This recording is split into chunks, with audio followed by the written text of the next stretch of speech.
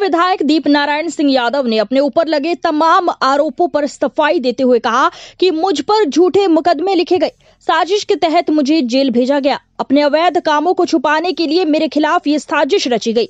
उन्होंने बिना नाम लिए हुए कहा कि ऐसा कोई घाट नहीं जिससे वो पैसा ना लेते हो। अगर मेरी बात में सच्चाई नहीं होगी तो मैं राजनीति छोड़ दूंगा। दीपक ने कहा जल्द ही वो मुख्यमंत्री से मिलेंगे और अपना पक्ष रखेंगे। दीपक ने कहा यदि मुख्यमंत्री ने मेरा पक्ष सुन लिया तो उन्होंने मेरे खिलाफ साजिश की है, उन पर कार्रवाई होगी। निवाड़ी विधानसभा चुनाव के बारे में दीपक ने कहा कि निवाड़ी की जनता हमारे साथ है, वो ही तय करेगी कि भोपाल में कौन जाकर बैठेगा। निवाड़ी की जनता समाजवादी पार्टी का साथ देगी और हमारी जीत होगी।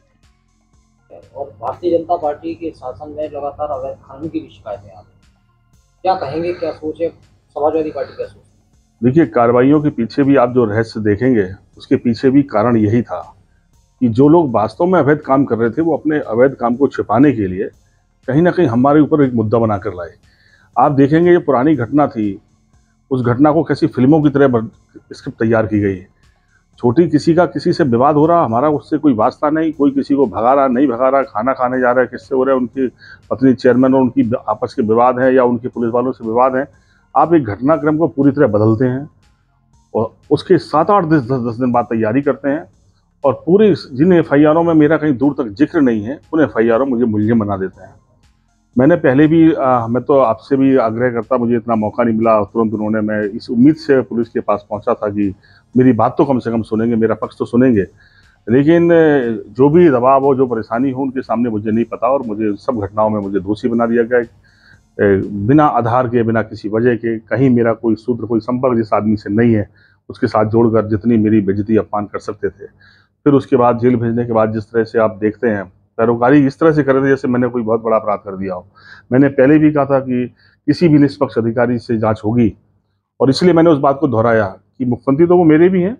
जब अखिलेश जी मुख्यमंत्री थे हर दल के लोग उनसे मिलते थे, जनता के लोग भी मिलते थे। मैं एक ना एक दिन जरूर जल्दी मिलूंगा उनसे, मेरी कोशिश होगी, मैं अपना पक्ष भी रखूंगा और जिस दिन वो मेरा पूरा पक्ष सुन लेंगे उस दिन जिन्होंने ये साजिश रची थी उनके खिलाफ भी कार्रवाई हो जाएगी।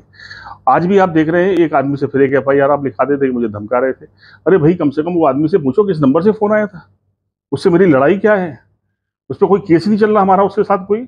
वो हमारे यहाँ 7-8 साल नौकरी की है, मैं नौकरी से निकले उसके बाद उन्होंने तमाम आरोप प्रत्यारोप लगाए, एक घटनाक्रम झूठी कहानी लिखाई, पुलिस ने खुद इसी सरकार में उसकी विवेचना की, उसमें FIR लग गई है। उस आदमी को, जो आदमी मुझसे उस घटना के बाद कम से कम 6-7 बार मिला है, मैं आपके मार्फत ये भी कह रहा हूँ, जिस दिन कोई बड़ा अधिकारी बुला ले जो FIR लिखाने वाले हैं और जिस दिन हमारे आमने सामने बैठाएंगे या जो FIR कराने वाले पीछे से खड़े व्यक्ति मेरे भाई जवाहर जी हैं वो भी सामने बैठे हैं, उस दिन उनके चेहरे पीले पड़ जाएंगे। किस तरह की बात हमसे कर रहे हैं, किस तरह की वातावरण है, क्या बात है। मैं सोच रहा हूँ ऐसा करने से क्या मिलने वाला है। आप किसी को किस हद तक जाएंगे। आपने इतनी कार्रवाइयाँ कराई, 2-2 जगह से गैंगस्टर लगवा दिया, मुझे 8 महीने जेल मुझे काटने पड़े। जेल में भी इतनी किन परेशानियों से जिए हैं ये बताऊंगा तो आपको भी लगेगा कि ऐसा भी होता कभी। फिर भी मैंने बर्दाश्त किया। मैं सोचता हूँ चलो ये कहीं ना कहीं राजनीतिक घटनाक्रम है और जो जैसा करता गया लोग वैसा भोगना पड़ता है। मैंने कहा जो आज इन्होंने मेरे साथ किया है, भगवान मैं तो कहता किसी के साथ ऐसा ना हो, ऐसी साजिश किसी से न रची जाए। लेकिन ये कब तक अपने अवैध काम छुपाएंगे। आज आप किसी भी घाट पे चले जाओ अकेले में, आज भी आपसे कह रहा हूँ, अगर बिना इनको पैसा दिए चल रहा हो, मैंने पहले भी कहा था, अभी कह रहा हूँ, राजनीति छोड़ दूंगा उस दिन से। मैं नहीं राजनीति में रहूंगा, मैं गुलामी करूंगा इनकी। और ये ईमानदार बने हैं, मुख्यमंत्री जी को जाने कौन सी पाठ पढ़ाए हैं। मैं तो कहता हूँ ये प्रशासनिक अधिकारी अगर जिनके मन में भी निष्पक्षता होती तो ये सच बात पहुंच गई होती। और कहीं ना कहीं ये सब भी दबाव में है। ये सब इतने गलत कामों के बाद आप तुलना करके हमला तो हम पे कर सकते हो। आपने मेरे ऊपर कार्रवाइयाँ करा दी, स्कूल सीज करा दी, स्कूल के बच्चों की बसें सीज करा दी, मेरी सारी मतलब जो छोटी मोटी 1-2 एकड़ जमीन थी वो भी आपने सीज करा दी। आप उसको अवैध बता रहे हैं। जिस दिन अवैध लिखेगी उस दिन सरकार को दान कर दूंगा। मैंने कोई जीवन में ऐसा काम नहीं किया। मैं जहां व्यापार में हूं वहां एडवांस टैक्स देता हूं। मैंने पहले भी आपसे कहा था कि मैंने जब कॉलेज की पहली न्यूर 20 साल पहले रखी थी उस समय संकल्प लिया था कि विद्यालय की फीस, बच्चों की फीस से अपना घर नहीं चलाऊंगा, जो फीस आएगी उसी विद्यालय में लगा दूंगा, कभी घर 1 रुपये लेके नहीं आया। मेरे लोग भी सुन रहे होंगे और उस पर चलाने वाले लोग भी देख रहे होंगे। मैंने व्यवसाय नहीं बनाया विद्यालयों को। आज 10,000 बच्चे मेरे विधानसभा पढ़ते हैं मेरे स्कूलों में, लेकिन कभी 1 रुपये नहीं। नुकसान होता मैं भरपाई करता हूँ उनकी। मैं जब किसी और भी काम में गया उस काम में मेरी पारदर्शिता थी। जब हम लोगों के पास पट्टा था मेरी पत्नी के नाम तो 800-900 रुपये में गांव में ट्रॉली बिकती थी। गरीब आदमी मकान बनाते थे, कभी गरीब को रोका नहीं। आज इनके पट्टे, दूसरे को पट्टे जहाँ फ्री पार्टनर है, आज गरीब आदमी गांव में ट्रॉली 4,000 5,000 की मिल रही है।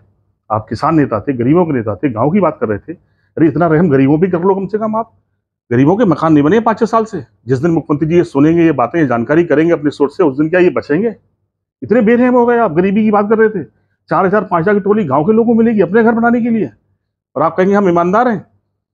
आप कितने की जब जब जब तक समाजवादी सरकार थी उस समय तक 12,000 10,000 में घाट पे बालू भरती थी ट्रक में। आज कितने की भर रही है? और बाल्टी का क्या फर्क है? आप कहते हैं कि आप अवैध खनन बंद है। आप वैध और अवैध के नाम पे कितने गुना पैसे ले लेंगे? 25,000 में भरेंगे आप गाड़ी।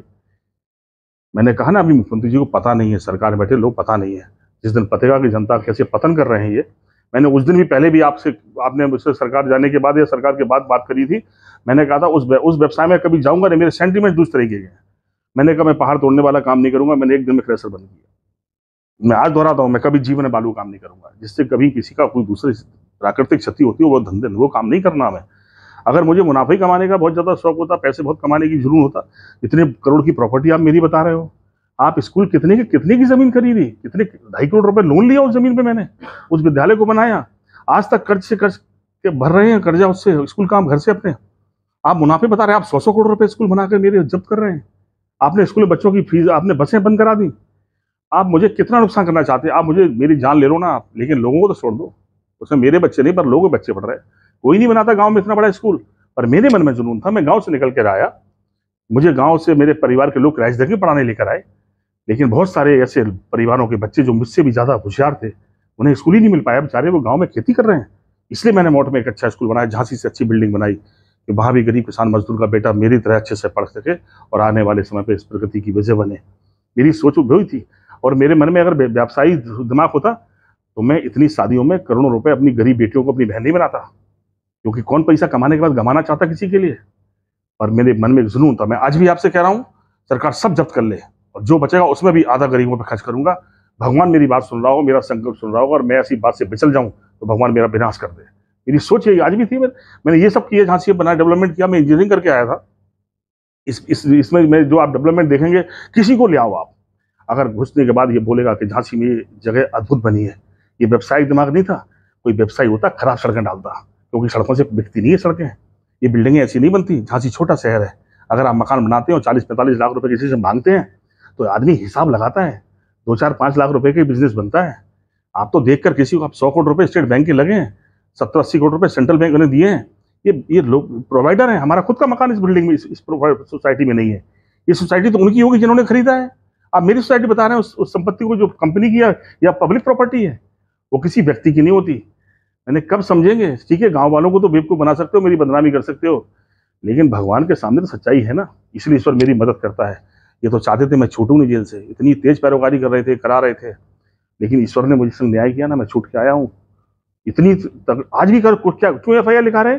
जिस आदमी से मेरा विवाद नहीं है, वो जिससे मुझसे 10 बार आके मिला है वो आदमी, उसके बाद मैं आपसे कह रहा हूँ, आप जाके अकेले पूछ लो, खिला दो अपने पारिवारिक कसम कि मुझसे उसके बाद 10 बार नहीं मिला के वो, उसके बाद उस आदमी से FIR लिखवा रहे हैं। वो आदमी कहता है भाई साहब मैं मजबूर हूँ।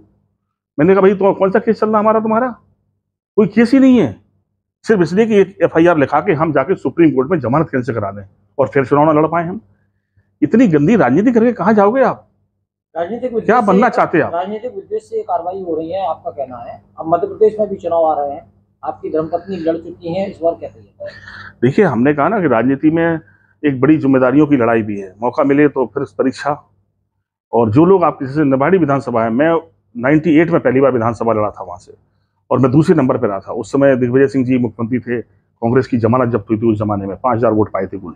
और हम लोग निर्दलीय में उन्होंने पूरे मुख्यमंत्री जी ने निर्दलीय प्रत्याशी का समर्थन कर राठौर साहब कर दिया, और निर्दलीय वर्सेस हम लोगों में चुनाव हुआ था। बड़े दल दोनों पीछे छूट गए थे। तब से निवाड़ी की जनता हमारे साथ खड़ी है। पिछले 30 सालों से विभिन्न मौकों पर 2003 में हमने हरगोविंद कुशवाहा को लड़ाया, वो भी 47,000 वोट पाके हारे मेरे गुरु जी। आज वो मेरे साथ नहीं है, खैर कोई बात नहीं, दूसरे दल में है। ये तो विचारों की लड़ाई है, कोई किसी रह सकता है। उसके बाद मेरी पत्नी लड़ी, वो MLA बनी जाके। उसके बाद मैं 3 चुनाव और भी लड़ा हूँ। मैं हमेशा वहाँ की जनता, मुझे वहाँ के लोगों ने प्यार दिया है, समर्थन दिया है। 2-4-5,000 से वोट से हम हार रहे हैं, सब दल मिल जा रहे हैं। 2 बड़े दल जब अलग अलग लड़े हैं, मैं जीता हूँ।